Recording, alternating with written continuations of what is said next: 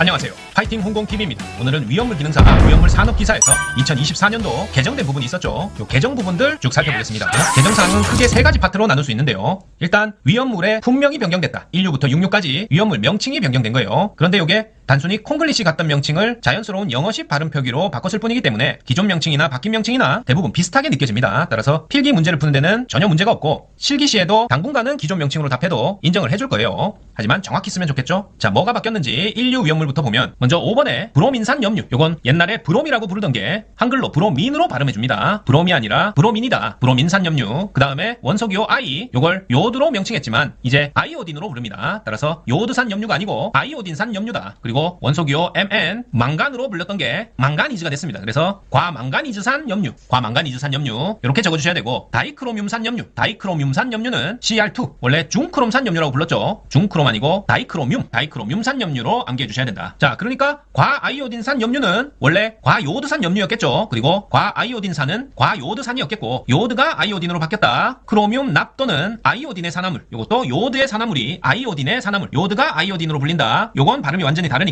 주의를 해주셔야 되고, 그 다음에 6번에 염소화 아이소사이아누르산, 요건 원래 염소화 이소시아눌산 이렇게 불렀습니다. 그런데 요게 해외에서는 이렇게 부르지 않으니까 발음 그대로 표기하도록 바꿔준 거예요. 그러니까 이소가 아이소가 되고 시아가 사이아가 되고 눌산이 누르산이 됐다. 뭐 요건 예전이랑 비슷하니까 발음을 원어 그대로 좀 바꿔놨다. 이렇게 생각하시면 문제 푸는 데는 전혀 이상이 없습니다. 염소와 아이소 사이아 누르산. 그 다음에 2류 볼게요. 1번 황하린이 황하인이 됐습니다. 황하린으로 적지 않고 황하인으로 적고, 그런데 정린은 정린 그대로 적인이라고 적지 않고 정린 그대로 바뀌지 않았어요. 그리고 유황이라고 부르던 것이 그냥 원소기호 그대로 S 황으로 바뀌었다. 유황 아니고 황이고요. 황하린 아니고 황하인입니다. 정린은 그대로다. 2류 위험물에서는 요것만 바뀌었고요. 3류로 갑니다. 시발 카랄나 이황 5 RRU 3 금금탕규 이렇게 외웠었죠. 황인으로 바뀐 게 아니라 황린 그대로라는 거 주의해 주시고, 그 다음에 4류 위험물이 엄청 많죠. 하지만 바뀐 거 없습니다. 다행히도 4류 위험물은 바뀐 거 없고 5류에서 또 몇 가지 읽는 법이 바뀌었습니다. 자, 우리가 니트로 화물이라고 부르던 것이 나이트로 화물로 바뀌었어요.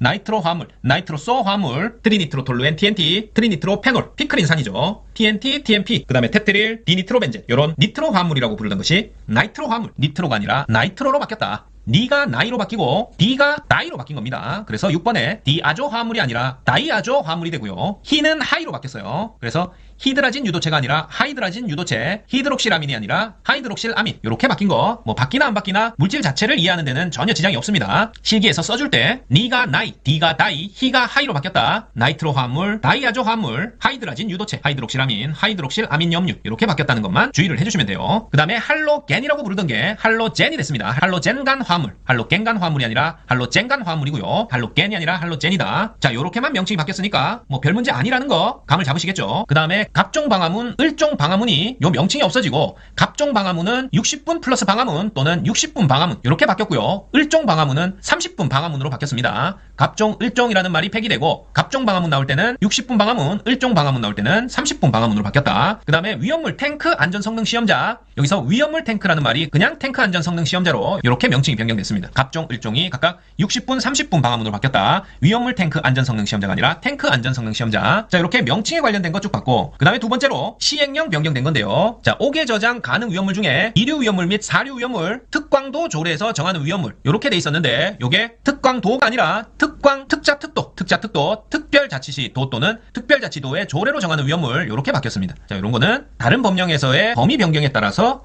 변경해 주는 거기 때문에 별로 중요하지 않습니다. 그래도 새로 공부하시는 분들은 뭐가 많이 바뀌었다는데 바뀐 것까지 꼼꼼히 준비해야 되는 거 아니야? 이렇게 겁을 내시는 분들이 많기 때문에 전혀 겁먹을 필요 없다 알려드리려고 영상 준비했어요. 자, 그 다음에 시행 규칙 변경된 거 몇 가지 쭉 보겠습니다. 자, 제조소 등의 변경 허가를 받아야 하는 경우로 원래 위험물 제조 설비 또는 취급 설비 증설하는 경우 요렇게만 적었었는데 다만 하고 예외사항이 추가됐어요. 요런 거는 기억해 두셔야 되죠. 제조소 등 변경 허가 받아야 하는 경우 위험물 제조 설비, 취급 설비, 증설하는 경우는 변경 허가 받아야 되는데, 다만 펌프 설비 또는 1일 취급량이 지정 수량의 5분의 1 미만인 설비를 증설하는 경우는 제외한다. 이렇게 나왔습니다. 결국 어느 정도 경미한 사항이 있어서는 제외하고 증설할 경우에 일정 규모의 설비 이상일 경우에 제조소 등의 변경 허가 받아야 된다. 그런 내용으로 좀 더 구체화시켜 놓은 거죠. 펌프 설비 또는 1일 취급량이 지정 수량의 몇 분의 몇? 5분의 1 미만인 설비를 증설하는 경우에는 변경 허가 받을 필요 없고 그 이상일 경우에 변경 허가 받아야 된다. 그 다음에 제조소의 위치 구조 설비 기준에서 배관에 걸리는 압력 내압 시험에 관한 규정입니다. 원래는 최대 상용 압력 1.5배 이상의 압력으로 그리고 내압 시험을 실시해서 누설 그 밖에 이상이 없는 것으로 해야 된다. 이런 기준이 있었는데요. 요게 액체, 기체 두 가지 기준으로 나눴어요. 그냥 단순히 최대 상용 압력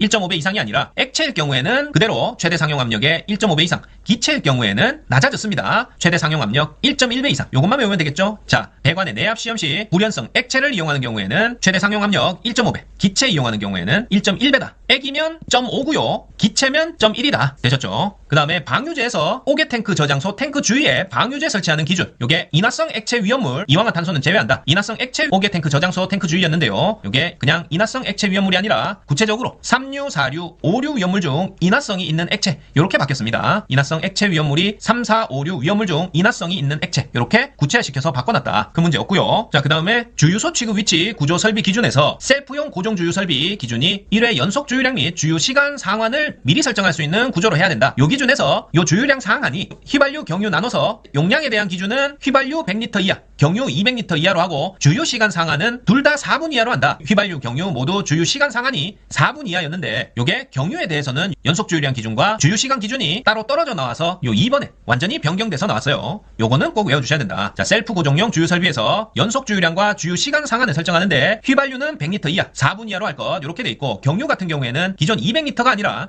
600리터 이하 12분 이하로 바뀌었습니다. 1회 연속 주유량 600리터 이하, 주유 시간 상한은 12분 이하다. 뭐가? 셀프 고정용 주유 설비에서 경유 기준입니다. 경유 기준. 휘발유는 100리터 4분 이하, 경유는 600리터 12분 이하다. 기억하십니다. 자, 그 다음에 이동 탱크 저장소에서의 취급 기준. 요게 추가 문구가 생겼어요. 이동 탱크 저장소에서의 취급 기준. 이 경우 이동 저장 탱크로부터 이동 저장 탱크로의 위험물 주입은 허용되지 않는다로 추가됐습니다. 요것도 주의한다. 이동 저장 탱크 취급 기준에서 이동 저장 탱크에서 다른 이동 저장 탱크로의 바로 위험물 주입은 허용되지 않는다. 꼭 기억해 주시고요. 마지막으로 안전교육에서 안전관리자, 위험물 운송자, 탱크 시험자의 기술인력 교육 시간이 8시간 이내가 붙어 있었는데 요게 딱 고정해서 8시간으로 확정되었습니다. 따라서 8시간 이내면 뭐 7시간, 6시간 해도 상관없지만 요게 아니라 8시간으로 딱 못 박았다. 자, 요렇게 2024년 하반기 때 변경된 위험물 기능사 산업기사 출제 범위 내에서의 변경사항들 쭉 살펴봤습니다. 파이팅 공공TV 구독, 좋아요 부탁드리고 저는 더 나은 컨텐츠로 다시 찾아뵙겠습니다. 감사합니다.